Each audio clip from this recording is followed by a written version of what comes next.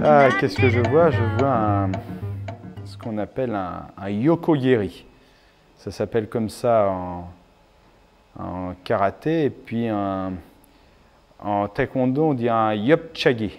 J'étais comme ça dans l'équipe universitaire de taekwondo.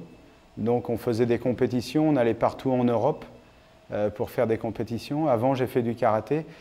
Et puis, c'était vraiment, vraiment important pour moi. Et le fait de partir partout en Europe, comme ça, pour faire des combats, fallait une bonne hygiène de vie, fallait toujours être prêt. Ce qui fait que quand j'ai commencé le théâtre, d'ailleurs, quand je suis rentré au conservatoire, j'ai failli partir assez vite du conservatoire. La mentalité ne me plaisait pas. J'étais habitué au sport, et puis en gros, je me disais, mais qui sait tous ces branquignoles qui se prennent un peu au sérieux, et ça me gonflait beaucoup.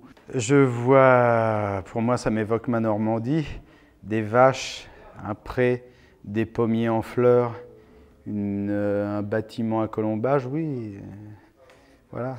J'ai toujours vécu en Normandie. Je suis venu à Paris quand je suis entré au Conservatoire national d'art dramatique, et voilà ce que ça m'évoque. Mes origines, c'est ma famille, et encore tous les week-ends je vais les voir en Normandie, et donc c'est bien présent en moi. Ouais. J'ai fait ma fac de lettres modernes à Rouen, donc j'ai vécu là-bas jusqu'à 23 ans. Ensuite je suis venu à Paris.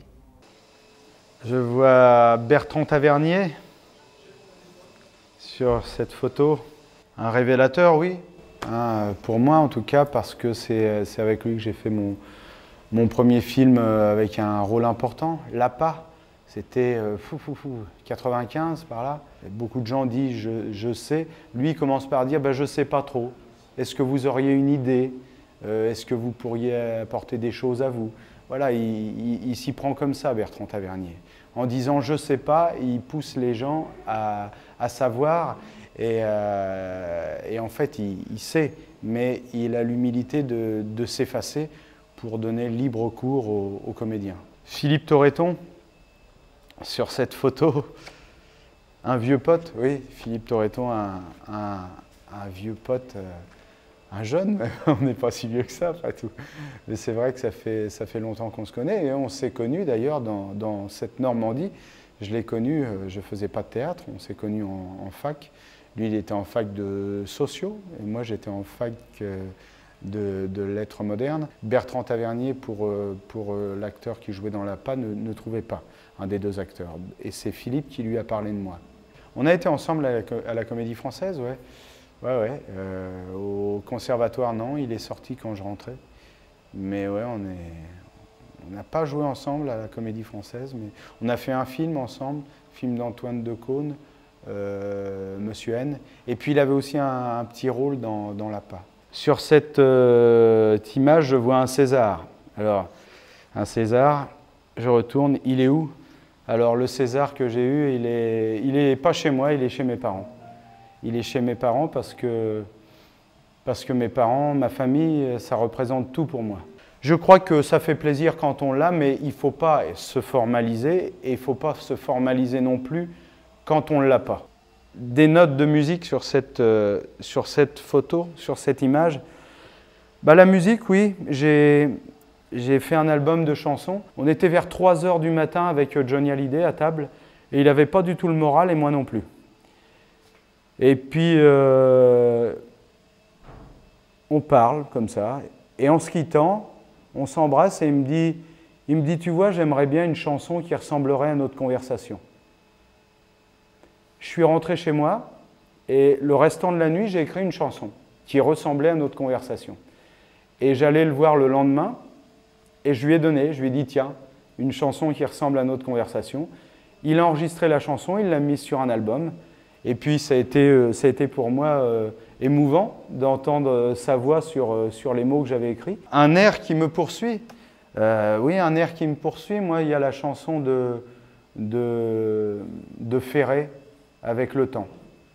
Avec le temps, parce que j'ai peur du temps qui passe, terriblement. Sûrement parce que mes parents ont toujours été plus vieux que les parents de mes amis. Mon père, il a presque 90 ans, même, il a 89, il va prendre 90, ma mère a 80. Et là, quand je retourne en Normandie, toutes les semaines, je sens le temps qui passe. J'aimerais être comme certaines personnes sur lesquelles ça glisse. Mes coups de gueule, ah, les coups de gueule, oui.